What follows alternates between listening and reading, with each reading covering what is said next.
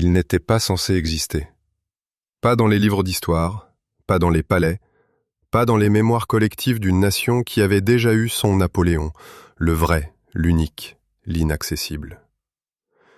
Louis-Napoléon Bonaparte était le neveu, le reste, le diminutif vivant d'une légende trop grande pour lui. Et tout le monde, absolument tout le monde, s'accordait là-dessus. Cet homme ne comptait pas. Victor Hugo, depuis son bureau parisien, l'avait surnommé Napoléon le Petit, avec ce mépris élégant que seuls les grands écrivains savent distiller. Les républicains le voyaient comme une anomalie comique, un fantôme du passé qui s'accrochait à un nom comme un naufragé à une planche pourrie. Les royalistes le méprisaient. Les bonapartistes eux-mêmes hésitaient à le prendre au sérieux. Il était trop mou, trop discret, trop peu flamboyant pour incarner l'héritage du titan d'Austerlitz. Il avait passé une partie de sa vie en exil. Suisse, Angleterre, États-Unis. Il avait tenté 2 coups d'État, en 1836 à Strasbourg, en 1840 à Boulogne. Et les 2 fois, il avait échoué avec une régularité qui faisait sourire ses ennemis. La 2e tentative lui valut la prison, au fort de Ham, dans le nord de la France. 6 ans d'enfermement. 6 ans que ses adversaires utilisèrent pour le ridiculiser davantage. On appelait cet endroit l'université de Ham, parce que, disait-il avec ironie, c'était le seul endroit où ce raté pouvait encore apprendre quelque chose. Mais voilà ce que ses adversaires n'avaient pas compris. Louis-Napoléon utilisait ces années. Il lisait, il écrivait, il pensait. Il publiait des pamphlets politiques, des analyses économiques, des réflexions sur la pauvreté ouvrière, l'extinction du paupérisme en 1844, qui montrait un esprit bien plus structuré qu'on ne voulait l'admettre. Il ne construisait pas seulement un programme, il construisait une image. Celle d'un homme patient, sérieux, populaire, ancré dans les réalités du peuple. En 1846, il s'évade du fort de Ham déguisé en ouvrier, avec une planche sur l'épaule, sous le nez des gardes. L'image est presque trop parfaite pour être vraie, et pourtant elle est documentée. Ce n'est pas un homme brillant qui s'échappe. C'est un homme qui a compris que le destin ne s'attend pas, il se fabrique. 2 ans plus tard, l'Europe tremble. 1848. Révolution à Paris, à Vienne, à Berlin, à Rome. Les trônes vacillent. La monarchie française de Louis-Philippe s'effondre en quelques jours de février. La Deuxième République est proclamée, dans l'enthousiasme et le chaos. Et dans cet enthousiasme, dans ce vide soudain de pouvoir, une question que personne n'avait pensé poser quelques mois plus tôt commençait à circuler dans les cafés, les salons et les chaumières de France. Et si c'était lui? Pas le grand, le neveu. Celui que tout le monde avait sous-estimé. Celui qui, justement parce qu'il n'était pas dangereux aux yeux des puissants, pouvait passer là où les autres butaient. L'histoire a ce sens de l'ironie que les hommes intelligents ne voient jamais venir. Parfois, être méprisé est la meilleure armure qu'on puisse porter. Louis-Napoléon Bonaparte rentra en France. Modeste, souriant, discret. Il ne criait pas, ne gesticula pas, ne promit pas la lune. Il laissait le nom parler pour lui.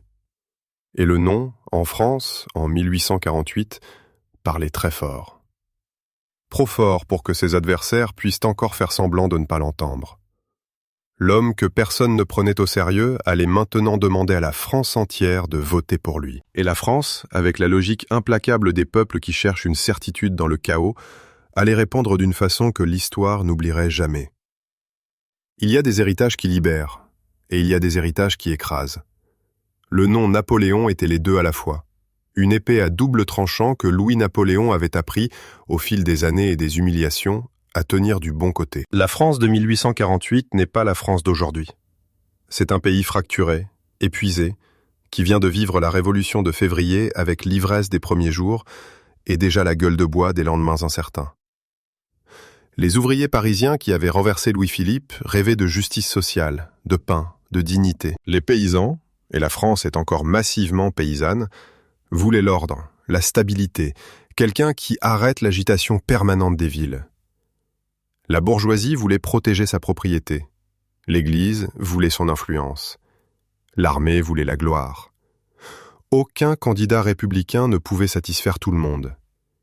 Mais un nom, lui, le pouvait. Napoléon signifiait des choses différentes pour des gens différents. La grandeur nationale pour les uns, la stabilité après la Révolution pour les autres, la méritocratie et la carrière ouverte au talent pour les classes populaires. C'était un mythe à géométrie variable, et Louis-Napoléon en était le seul détenteur légal. Il ne l'avait pas volé, ce nom. Il était né avec. Mais il avait compris quelque chose de fondamental que les intellectuels républicains, dans leur arrogance cultivée, refusaient d'admettre. En politique, les symboles battent toujours les programmes. Les gens ne lisent pas les constitutions. Ils sentent, ils reconnaissent. Ils votent avec leurs tripes autant qu'avec leurs raisons. Louis-Napoléon avait donc soigné le symbole avec une précision d'orfèvre.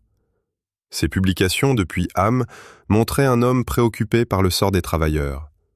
L'extinction du paupérisme avait circulé dans les milieux ouvriers avec un succès surprenant. Ses discours, rares et mesurés, évitaient les excès qui auraient effrayé les modérés. Son comportement en exil, sa sobriété affichée, son refus apparent de l'intrigue permanente, tout construisait l'image d'un homme raisonnable, solide, différent des agitateurs. Adolphe Thiers, l'un des hommes les plus influents de la République naissante, avait prononcé une phrase qui résume parfaitement l'aveuglement de toute une classe dirigeante. C'est un crétin qu'on mènera. Thiers voyait en Louis-Napoléon un pantin maniable, sans envergure réelle, que les notables républicains pourraient manipuler à loisir pour stabiliser le régime, tout en gardant le vrai pouvoir entre leurs mains. C'était la même erreur que feraient, un siècle plus tard, ceux qui pensaient pouvoir contrôler Hitler, Mussolini, tous ces hommes que l'établissement avait cru domestiquer. L'histoire a une façon particulièrement cruelle de punir ce type d'arrogance. Le 10 décembre 1848, la France vote pour la première fois au suffrage universel masculin pour élire son président. Le résultat est stupéfiant. Louis-Napoléon Bonaparte obtient 74% des voix. Ses adversaires, dont le général Cavaignac, héros de l'ordre républicain, sont écrasés. Pas battus, écrasés. Dans les campagnes profondes, dans les villages où on ne sait pas lire, des hommes votent pour Napoléon sans même connaître le prénom du candidat. Peu importe, c'est le nom qui compte. Louis-Napoléon entre à l'Élysée. Il sourit, il remercie, il prête serment sur la Constitution. Et dans ce sourire, dans cette déférence affichée envers les institutions, se cache déjà quelque chose que personne dans la salle ne voit, ou ne veut voir. Un homme qui a attendu 20 ans ne se contente pas d'une présidence à durée limitée. Il jura. Main levée, voix ferme, regard droit. Il jura de défendre la Constitution, de protéger la République, de respecter la volonté du peuple souverain. L'Assemblée nationale l'écoutait avec cette condescendance à peine dissimulée des élites qui croient tenir les rênes. Certains souriaient. Certains échangeaient des regards entendus. Il est là, on le tient. Il ne le tenait pas. Il n'avait jamais tenu quiconque qui n'avait pas, au fond de lui, accepté d'être tenu. Louis-Napoléon prend ses fonctions de président de la République française en décembre 1848, avec une apparente humilité qui désarme ses adversaires. Il ne convoque pas les foules, ne multiplie pas les discours enflammés, ne cherche pas à dominer la scène d'emblée. Il observe, il écoute, il place. Ministre qu'on croit sien mais qui lui obéissent. Officier promu discrètement. Fonctionnaire remplacé avec la patience d'un jardinier qui renouvelle une terre mauvaise, une poignée après l'autre. La Constitution de 1848 lui interdit un second mandat. Son mandat se termine en 1852, 4 ans pour tout faire. 4 ans qui semblaient à ses adversaires une limite rassurante. Il n'avait pas mesuré ce qu'un homme déterminé, sans état d'âme, avec 20 ans d'attente derrière lui, pouvait faire en 4 ans. L'Assemblée législative, élue en mai 1849, est dominée par ce qu'on appelle le Parti de l'Ordre, une coalition de monarchistes, de conservateurs, de notables, qui veulent utiliser Louis-Napoléon comme bouclier contre le socialisme et les révolutionnaires, tout en limitant ses pouvoirs. C'est le choc de 2 calculs parallèles qui ne se rencontrent jamais vraiment. L'Assemblée croit instrumentaliser le président laisse l'Assemblée croire qu'elle l'instrumentalise. Pendant ce temps, il sillonne la France. Ce que ses adversaires parisiens ne comprennent pas, et ne comprendront jamais vraiment, c'est que Louis-Napoléon est profondément populaire en province. Il parle aux gens, il se montre, il incarne quelque chose que les débats parlementaires n'incarnent pas, une présence, un corps, un visage. En 1850 et 1851, ces tournées régionales ressemblent davantage à des voyages triomphaux qu'à des déplacements présidentiels. Les foules crient « Vive l'empereur !» pas « Vive le président !» Le message est là, dans les rues, longtemps avant d'être dans les décrets. Il essaie d'abord de faire les choses légalement. Il demande à l'Assemblée de modifier la Constitution pour autoriser un second mandat. L'Assemblée refuse, en mai 1851, par 446 voix contre 278. Pas assez pour les 3/4 requis pour une révision constitutionnelle. C'est le verrou qui devait le bloquer. C'est le verrou qu'il avait prévu de forcer. Car depuis des mois, dans l'ombre, la machine est en marche. Le général Saint-Arnaud tient l'armée. Morny, demi-frère de Louis-Napoléon, homme de l'ombre par excellence, coordonne les loyautés. La police est acquise. Les préfets clés ont reçu leurs instructions. La date est choisie avec ce sens du symbole qui caractérise Louis-Napoléon dans tout ce qu'il fait. Le 2 décembre 1851. Anniversaire du sacre de Napoléon Ier. Anniversaire d'Austerlitz. Dans la nuit du 1er au 2 décembre, les imprimeries tournent. Des milliers d'affiches sont produites, signées Louis-Napoléon Bonaparte, président de la République. Elles annoncent la dissolution de l'Assemblée, l'état de siège à Paris et la convocation du peuple à un nouveau plébiscite. Simultanément, des colonnes de soldats occupent les points stratégiques de la capitale. Les leaders de l'opposition, républicains, orléanistes, légitimistes, sont arrêtés dans leur lit, avant même l'aube, avant même d'avoir eu le temps de comprendre ce qui se passait. Thiers, le même Thiers qui avait dit « c'est un crétin qu'on mènera », est réveillé par les soldats et conduit en prison. On raconte qu'il ne dit rien pendant un long moment. Puis, avec la résignation des hommes qui viennent de perdre la partie qu'ils croyaient gagner d'avance, il nous a tous eus. La République que Louis-Napoléon avait juré de protéger venait de mourir. Dans le silence d'une nuit de décembre, sans barricades, sans bataille rangée, sans invasion étrangère. Elle était morte d'avoir sous-estimé l'homme qu'elle avait élu. Et l'homme qui l'avait tué n'avait pas encore fini. Il venait à peine de commencer. Paris s'éveille différemment ce matin-là. Quelque chose dans l'air est changé, pas encore visible, pas encore compréhensible, mais perceptible pour quiconque a l'instinct des villes qui basculent. Les rues sont plus calmes qu'à l'habitude, trop calmes. Et puis les affiches, partout, collées au mur avec une précision qui trahit des heures de préparation nocturne, des dizaines de mains anonymes travaillant dans l'obscurité pendant que Paris dormait. Au nom du peuple français, le président de la République décrète « L'Assemblée nationale est dissoute ». 6 lignes. 6 lignes qui effacent une république. Le coup d'État du 2 décembre 1851 est l'un des actes politiques les mieux préparés du XIXe siècle européen. Pas de chaos, pas d'improvisation, pas de foule incontrôlable portée par une émotion révolutionnaire. Une opération chirurgicale, froide, exécutée avec la précision d'un état-major qui a répété chaque mouvement. Louis-Napoléon Bonaparte n'avait pas agi dans la fièvre. Il avait agi dans le calcul pur, celui d'un homme qui avait eu des années pour imaginer ce moment et des mois pour le planifier. La veille au soir, il avait dîné à l'Élysée avec des invités, jouant le rôle du président affable et serein. Pendant ce dîner, ses complices agissaient. Le général Saint-Arnaud, ministre de la guerre entièrement dévoué, avait mobilisé les régiments loyaux positionnés autour de Paris depuis des semaines. Morny, demi-frère discret et redoutablement intelligent, coordonnait depuis le ministère de l'Intérieur avec une efficacité que ses ennemis auraient admirée s'ils avaient pu la voir. Maupas tenait la préfecture de police. À 2h du matin, les arrestations commencent. 78 personnalités politiques sont cueillies dans leur sommeil, généraux républicains, chefs de l'opposition parlementaire, journalistes influents. Thiers, Cavaignac, Lamoricière. Les hommes qui croyaient tenir Louis-Napoléon se retrouvent à Mazas ou au dépôt, désorientés, encore en robe de chambre pour certains. La vitesse est une arme. Elle empêche la réaction. Elle transforme des adversaires potentiellement dangereux en simples spectateurs d'un fait accompli. L'Assemblée nationale tente de réagir. 220 députés se réunissent en urgence à la mairie du 10e arrondissement, votent la déchéance du président, acte légalement irréprochable, politiquement inutile. Les soldats les dispersent en quelques minutes. Le droit sans la force n'est qu'un papier dans une ville occupée par des baïonnettes. Paris résiste par endroits. Des barricades s'élèvent dans les quartiers républicains. Le faubourg Saint-Antoine, le faubourg Saint-Marcel. Le 4 décembre, des soldats ouvrent le feu sur les grands boulevards, tuant des passants, des badauds, des gens qui n'étaient même pas aux barricades. Ce massacre involontaire glace la résistance plus efficacement que n'importe quel discours. Victor Hugo tente d'entraîner les ouvriers à l'insurrection. Personne ne le suit. Quelques jours plus tard, il fuit en Belgique, puis à Jersey, puis à Guernesey. 19 ans d'exil.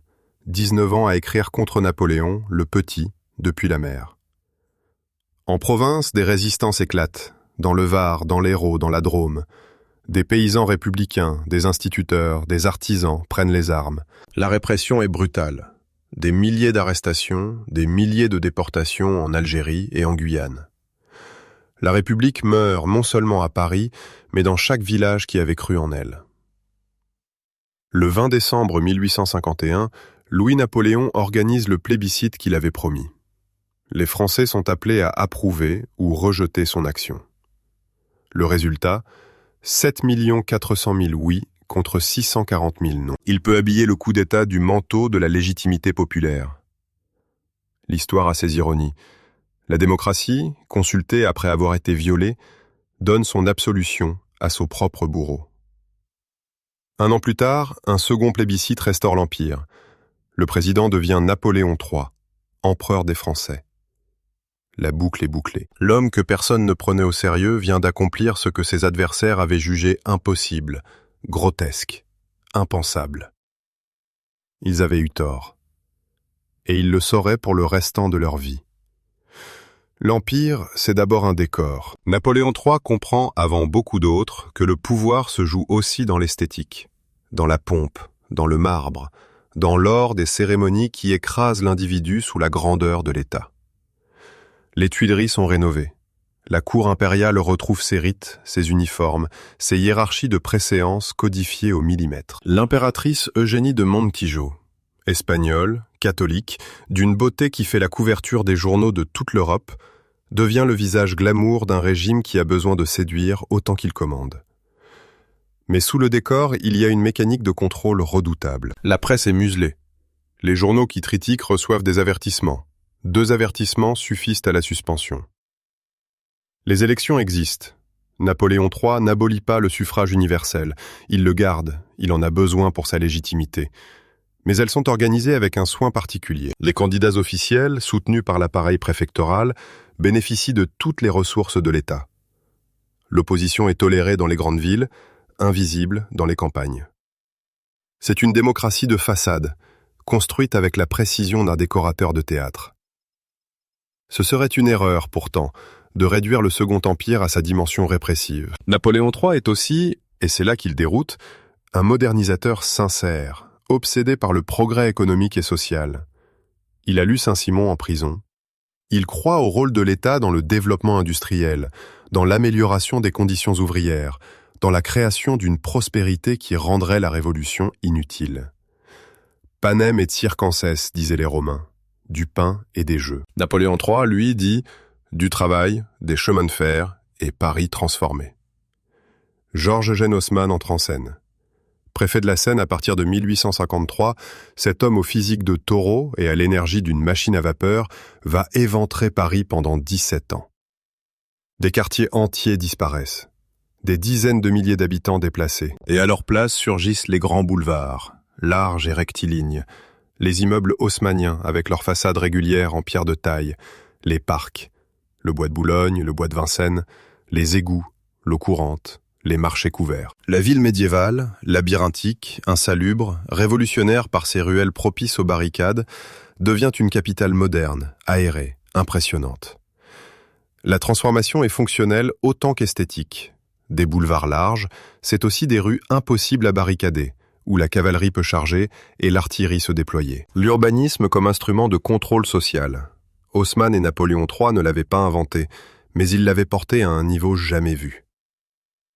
Pendant ce temps, le réseau ferroviaire français passe de 3000 km en 1851 à 18 000 en 1870.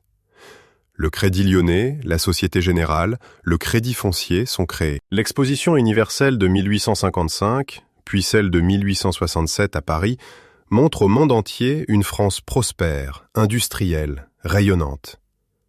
La croissance économique est réelle, palpable, vécue dans la chair par des millions de Français qui mangent mieux, voyagent plus vite, vivent dans des logements moins misérables. C'est le paradoxe fondamental du Second Empire.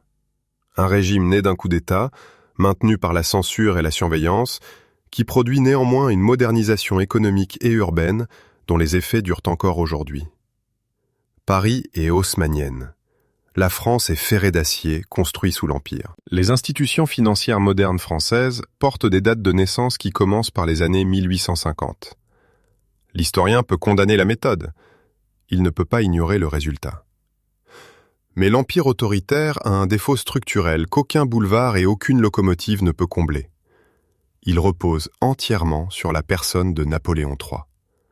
Sa santé, son jugement, sa capacité à lire les situations avec la justesse froide qu'il avait montrée en 1851. Quand l'homme vacille, l'édifice vacille avec lui.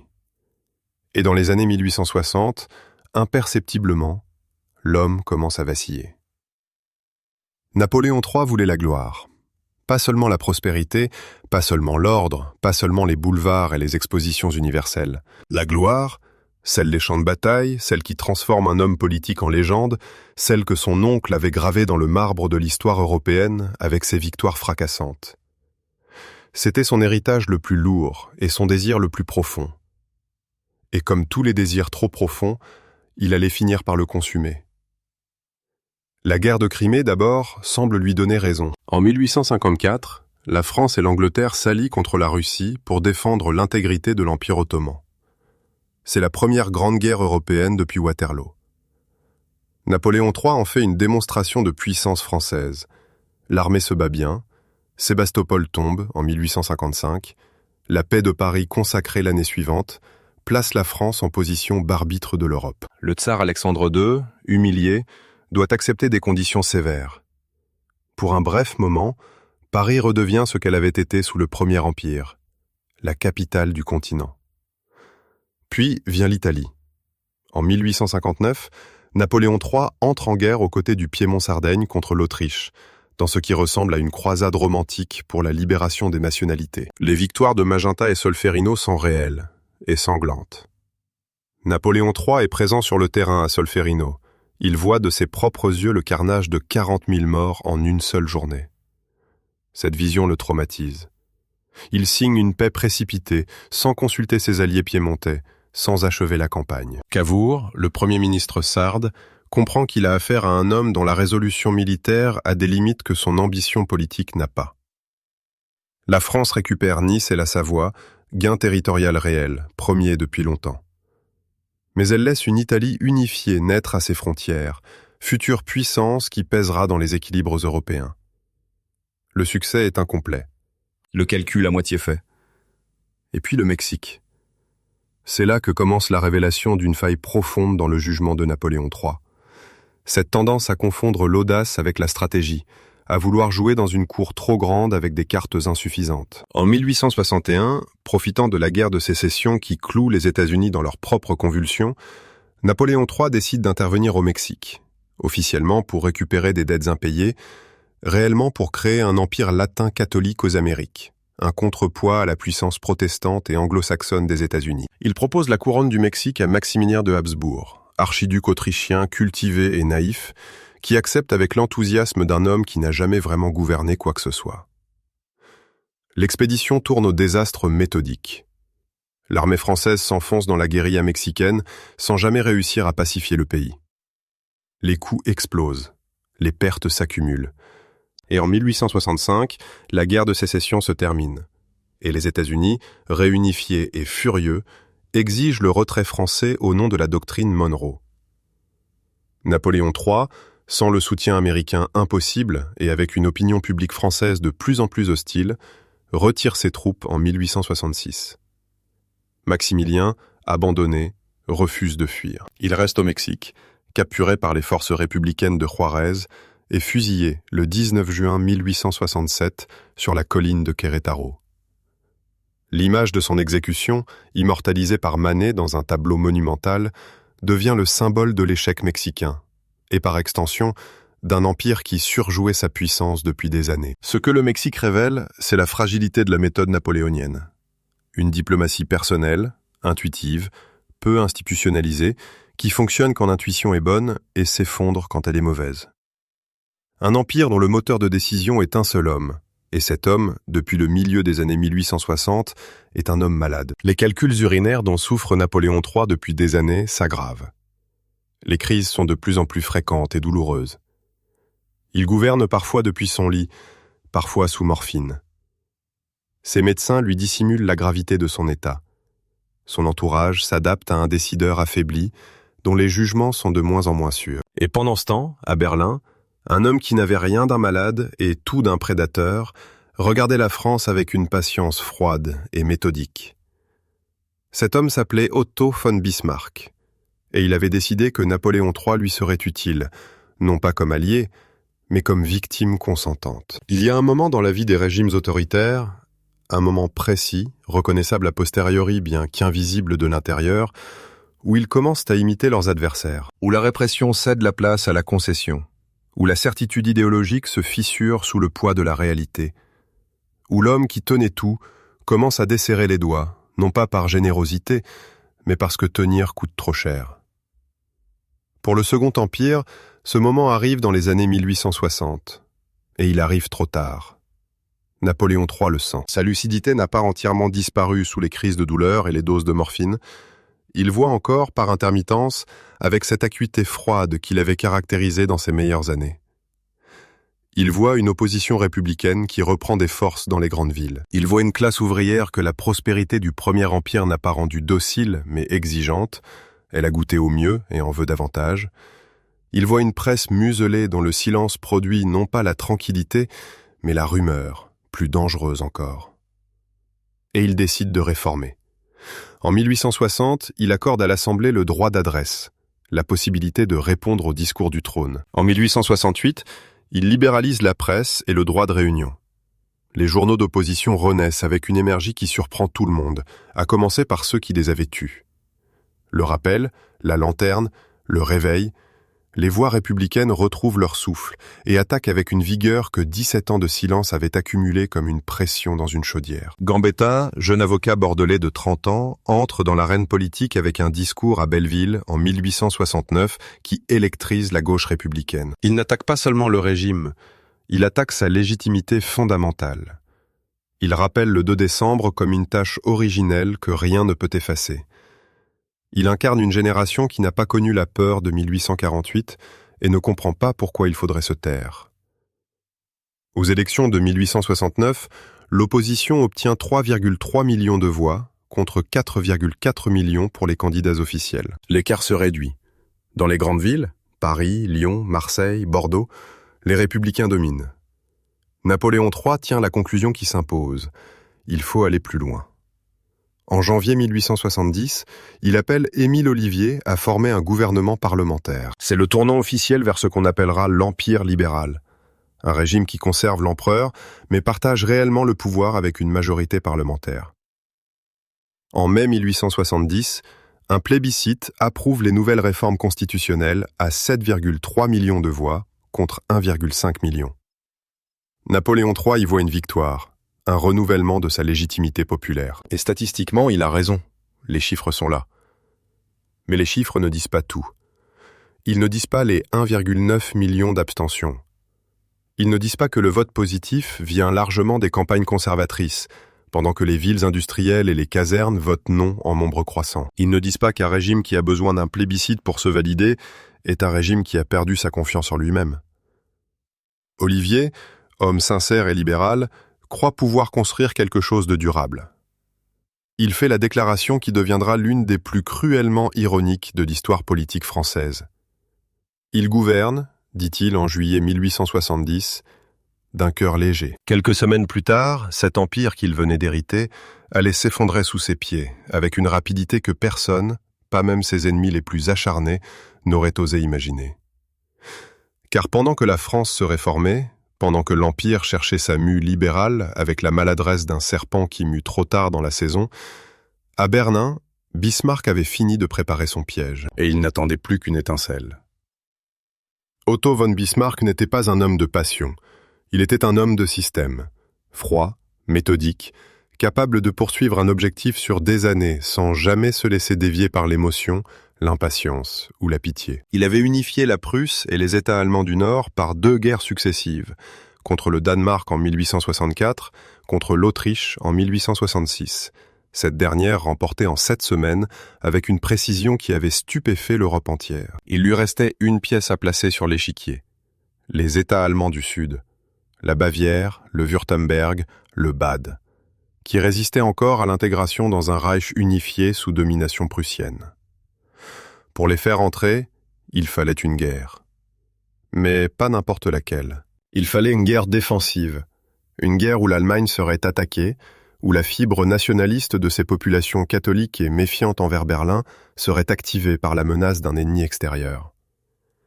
Cet ennemi, il n'avait pas besoin de l'inventer. Il était là, à l'ouest, affaibli, malade, gouverné par un homme dont le besoin de gloire compensait depuis trop longtemps le manque de jugement stratégique. La France de Napoléon III était l'ennemi idéal. Le détonateur vient d'Espagne. En 1868, la reine Isabelle II est renversée par une révolution. Le trône d'Espagne est vacant et les Espagnols cherchent un candidat. En 1870, le prince Léopold de Hohenzollern-Sigmaringen, cousin du roi de Prusse Guillaume Ier, est approché discrètement.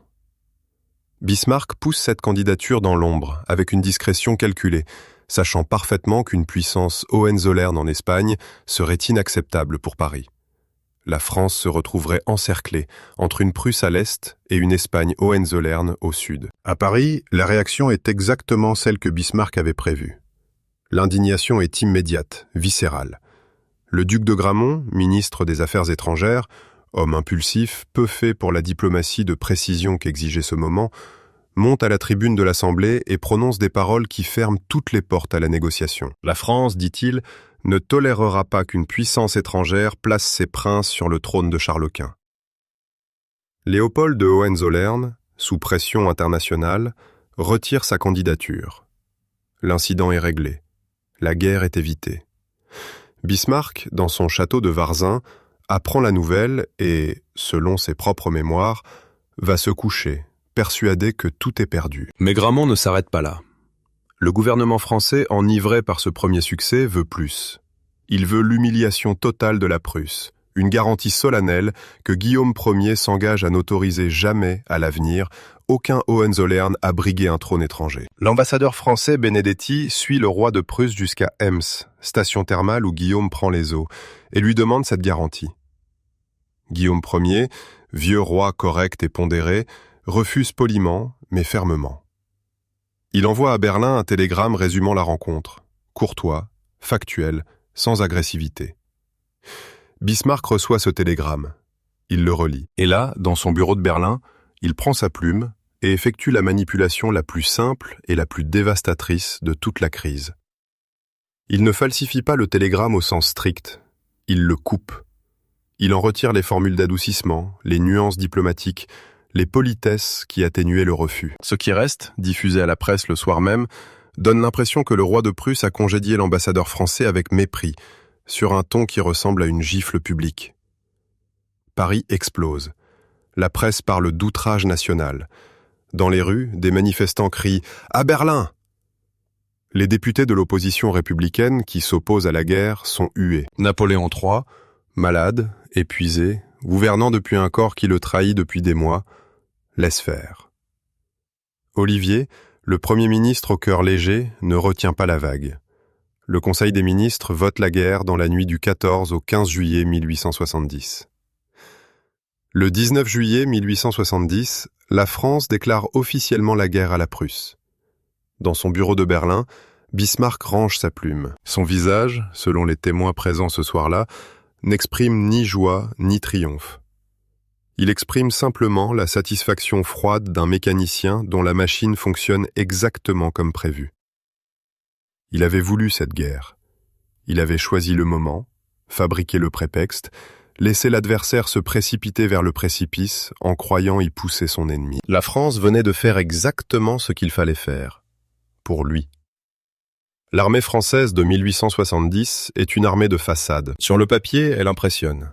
Des vétérans de Crimée, d'Italie, du Mexique, un corps d'officiers expérimentés, le fusil chasse-peau, meilleur fusil d'infanterie du monde à l'époque, et la mitrailleuse, arme nouvelle dont les généraux français surestiment l'efficacité et sous-estiment l'emploi tactique. Mais derrière la façade, les problèmes s'accumulent avec la logique des catastrophes annoncées. La mobilisation est chaotique. Les régiments reçoivent leurs ordres avec des jours de retard. Des soldats arrivent dans des villes où leurs régiments ne sont pas, des vivres sont envoyés dans des dépôts où les troupes ne viendront jamais. Les cartes d'état-major sont incomplètes, parfois fausses. Le commandement est divisé entre des généraux qui se haïssent, se méfient, refusent de coordonner leurs mouvements. MacMahon à la tête d'une armée, Bazaine à la tête d'une autre, deux hommes qui ne se parlent pas vraiment dans une guerre où tout dépend de la coordination. En face, l'armée prussienne est une machine d'une précision terrifiante. Moltke l'Ancien, chef d'état-major, a passé des années à préparer exactement ce conflit. Les chemins de fer prussiens, planifiés en partie avec des objectifs militaires, permettent une mobilisation 2 fois plus rapide que la française. Les canons Krupp en acier fondu tirent plus loin, plus précis et plus rapidement que l'artillerie française en bronze. La doctrine tactique prussienne privilégie l'enveloppement, encercler l'ennemi, le couper de ses lignes d'approvisionnement, le réduire à l'immobilité avant de l'écraser. Les premières batailles à la frontière alsacienne et lorraine tournent immédiatement au désastre. Wissembourg, Froschwiller, Spicheren. En une semaine, les armées françaises reculent sur toute la ligne. La vitesse de la catastrophe désorganise les états-majors autant que les hommes. Bazaine, avec la principale armée française, se replie sur Metz. Et là, par une combinaison d'indécision, de malchance et de manœuvres prussiennes parfaitement exécutées, il se laisse enfermer dans la ville. 200 000 hommes, la meilleure armée française, immobilisés dans une forteresse, attendant un secours qui ne viendra pas. Napoléon III est là, au milieu de tout ça. Physiquement présent sur le théâtre des opérations, moralement absent. Il souffre atrocement. Les calculs lui causent des douleurs si intenses qu'il peut à peine rester en selle. Il a le visage fardé pour dissimuler sa pâleur, les jambes enveloppées pour cacher ses tremblements. Il commande nominalement, mais sans énergie, sans vision, sans cette volonté tranchante qui caractérise les chefs militaires dans les moments de crise. Il est l'empereur des Français sur le front français, et il est spectateur de sa propre défaite. MacMahon rassemble une armée de secours, l'armée de Châlons, pour tenter de dégager Bazaine à Metz. C'est la décision que Moltke attendait. Il pivote ses armées avec une rapidité stupéfiante et marche à l'interception. La manœuvre qui s'ensuit est l'une des plus belles pages de l'histoire militaire prussienne, et l'une des plus noires de l'histoire militaire française. Le 1er septembre 1870, les armées convergent vers une petite ville des Ardennes, dans un méandre de la Meuse, entre des collines boisées qui vont se transformer en couloirs de mort. Cette ville s'appelle Sedan. La bataille dure un seul jour pour détruire une armée entière. Les Prussiens encerclent complètement les forces françaises. MacMahon blessé dès le matin, le commandement désorganisé, les tentatives de percer repoussées les unes après les autres avec des pertes effroyables. La cavalerie française, dans un élan de bravoure suicidaire, charge des positions de mitrailleuses prussiennes à plusieurs reprises. Les hommes meurent par centaines sans entamer les lignes ennemies d'1 centimètre. Les canons Krupp pilonnent la ville et ses environs sans relâche. Il n'y a pas d'issue. À 16 heures, Napoléon III ordonne qu'on hisse le drapeau blanc sur la citadelle de Sedan. Le lendemain matin, 2 septembre 1870, il monte en carrosse et se rend au château de Bellevue, où Bismarck l'attend. Les deux hommes se rencontrent. Napoléon III, en uniforme, le visage gris, remet personnellement sa reddition. Bismarck, selon les témoins, est courtois, avec la courtoisie des vainqueurs qui n'ont plus besoin de se battre. Il est 10 heures du matin. L'empereur des Français est prisonnier de guerre. 100 000 soldats français capitulent à Sedan. 3 maréchaux, des généraux en nombre, et l'empereur lui-même. En 6 semaines de campagne, la France avait perdu ses 2 principales armées, son empereur et la guerre. La nouvelle atteint Paris le soir même. Le 4 septembre, la République est proclamée pour la 3e fois dans l'histoire de France, depuis le balcon de l'Hôtel de Ville. Gambetta crie, la foule délire, et quelque part dans la confusion de cette journée impossible, le Second Empire cesse d'exister. Non pas dans un traité signé, non pas dans un vote solennel, mais dans le vide laissé par un homme emmené en captivité dans un carrosse prussien sur une route des Ardennes. L'homme que personne ne prenait au sérieux avait tout construit. L'homme qui avait tout construit avait tout perdu. En 6 semaines, exactement comme le disait le titre de ce récit, exactement comme l'histoire, quand elle se venge, sait le faire avec une précision qui ressemble parfois à de la malice. Il restait à Napoléon III 3 ans à vivre, en exil, malade, oublié. Il restait à la France à comprendre ce que 20 ans d'empire avaient fait d'elle, et ce que Sedan avait fait de l'Europe pour les 50 années suivantes.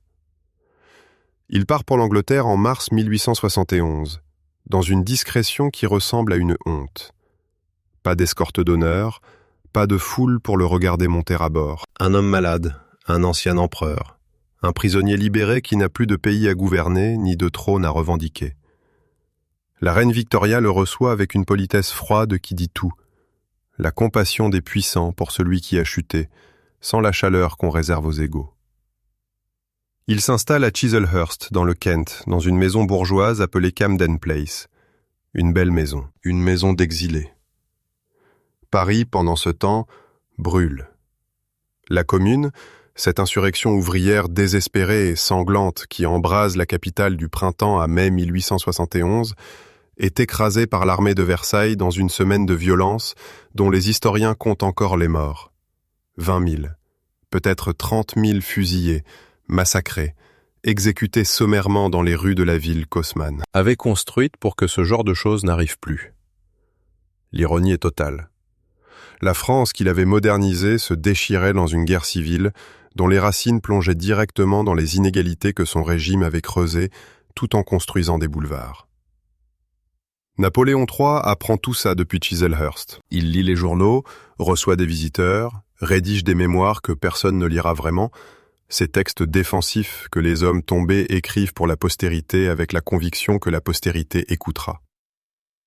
Il souffre. Les calculs urinaires qu'il avait affaiblis tout au long des années 1860 ont atteint un stade critique. Les médecins proposent une lithotricie, intervention pour fragmenter les calculs. Risquée, douloureuse, nécessaire. Il accepte les opérations avec la résignation d'un homme qui n'a plus grand-chose à perdre. La première, en décembre 1872, semble réussir. La deuxième, en janvier 1873, se passe moins bien. La 3e est prévue pour le 9 janvier. Napoléon III ne se réveille pas de l'anesthésie. Il meurt ce matin-là, à Chislehurst, à 64 ans, dans les draps d'une maison anglaise, loin de Paris, loin de la France, loin de tout ce qu'il avait tenu dans ses mains et laissé tomber. Le génie est à son chevet. Le prince impérial, Napoléon IV pour les bonapartistes, a 17 ans et pleure son père. La presse française consacre quelques lignes à l'événement, entre des nouvelles de la reconstruction nationale et des débats parlementaires sur la République naissante. Napoléon le Petit est mort. La France n'a pas le temps d'y penser. Pendant un siècle, le verdict des historiens est brutal et à peu près unanime. Victor Hugo avait tracé le portrait en lettres de feu, coup d'État, dictature, décadence, Sedan, et ce portrait, relayé par des générations d'historiens républicains, collait au personnage comme une seconde peau. Napoléon III était la parodie, le faux, le petit, l'homme qui avait écrasé la liberté, qui avait humilié la France, qui avait conduit le pays à la catastrophe par vanité et incompétence. Marx avait écrit « Le 18 Brumaire de Louis Bonaparte » avec un mépris philosophique qui influençait encore les lectures du XXe siècle. Cette idée que l'histoire se répète, la première fois comme tragédie, la seconde comme farce. Puis les archives s'ouvrent. Les historiens regardent les chiffres, les documents, les statistiques économiques. Et quelque chose de plus compliqué commence à émerger. La croissance économique du Second Empire est réelle et documentée. Le revenu national français double entre 1851 et 1870. Le réseau ferroviaire est multiplié par 6. Paris. Cette ville que le monde entier viendra admirer pendant 150 ans, est construite sous son règne. Les institutions financières modernes françaises, le Crédit Lyonnais, la Société Générale, portent ces dates de naissance. Le libre-échange avec l'Angleterre, imposé contre l'opposition des industriels protectionnistes, stimule la productivité française d'une façon que ses contemporains ne mesureront pleinement qu'après sa mort. Émile Zola, républicain convaincu et adversaire déclaré du régime, situe pourtant son cycle des Rougon-Macquart dans le Second Empire. 20 romans qui décrivent cette société avec une précision clinique et qui montrent, au-delà des jugements moraux, une France vivante, contradictoire, bouillonnante d'énergie et d'appétit. Une France qui existe. Une France réelle. Pas seulement un décor de farce. L'historien anglais Alan Plessy, dans les années 1970, est l'un des premiers à proposer une réévaluation sérieuse. D'autres suivent. En France, une génération d'historiens qui ont grandi loin des passions de la Troisième République commence à lire le Second Empire sans la grille de lecture républicaine obligatoire. Ce qu'ils trouvent n'est pas un saint. Personne ne réhabilite le coup d'État, personne ne justifie la censure. Mais un homme et un régime bien plus complexes que la caricature. Et pourtant. Il y a un « et pourtant » que les archives imposent avec la même obstination que dans toutes les histoires de ce type. Le coup d'État du 2 décembre 1851 a eu lieu. Des milliers de républicains ont été déportés en Algérie et en Guyane pour avoir résisté. Victor Hugo a passé 19 ans en exil. Des journaux ont été interdits, des élections manipulées, des opposants surveillés, harcelés, emprisonnés. La liberté de penser, d'écrire, de s'organiser politiquement a été comprimée pendant 20 ans par un régime qui avait juré de la protéger. Et Sedan reste. 100 000 soldats prisonniers en une journée. Une armée détruite. Un empereur capitulant en personne devant Bismarck. Une défaite si totale, si humiliante, qu'elle va hanter la France pendant 44 ans. Jusqu'à ce que la Grande Guerre vienne régler le compte dans un bain de sang que personne, en septembre 1870, n'aurait pu imaginer. Parce que Sedan ne crée pas seulement la Troisième République, Sedan crée une Allemagne unifiée, triomphante, convaincue de sa supériorité militaire, et une France obsédée par la revanche. Ce n'est pas une note de bas de page, c'est une séquence causale qui mène directement à Verdun, à la Marne, au champ de boue de 1914 à 1918. Napoléon III voulait la gloire de son oncle. Il a obtenu sa propre histoire.